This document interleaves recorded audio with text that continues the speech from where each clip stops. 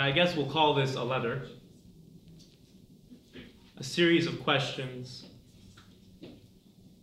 Tell me, what does the American flag look like when it's not choking you?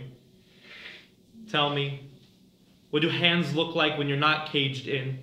Tell me, what does it look like when you're not a Muslim in America? Tell me, when the adhan does not sound like a curse? Tell me, when the adhan does not sound like a curse from a white man in a pedestal? Now tell me, what happens when Iqamat Salat turns into a death sentence? What happens when Al-Fatiha turns into the opening of my own coffin? What happens when Surah Al-Baqarah becomes 10 lines too long? What happens when Surah Al-Baqarah becomes 100 lines too long? What happens when Surah Al-Baqarah does not exist to America?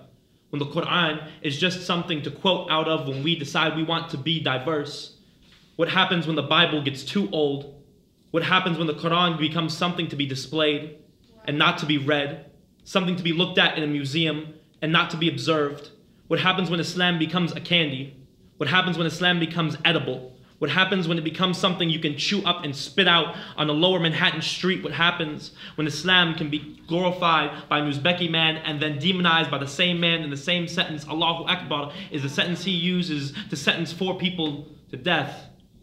And maybe I'm wrong about the body count. And maybe it was only 2 people. But how many lives does it take to actually sentence a Muslim to death? And the answer is none. Because before I was born, my mother already knew what my coffin would look like. And she wasn't even Muslim then. But my father still knew the way it would sound when I would have a bullet enter my chest, and I've been close to that moment 3 too many times. And so oftentimes I ask non-Muslims a question. What would it take for you to give me the shirt off your back? What would it take for you to give me your life? What would it take to breathe something into a religion you do not believe in? What would it take to break something in 2 just to share it with me? And this, I tell them, is the only lesson I have learned honestly from Islam.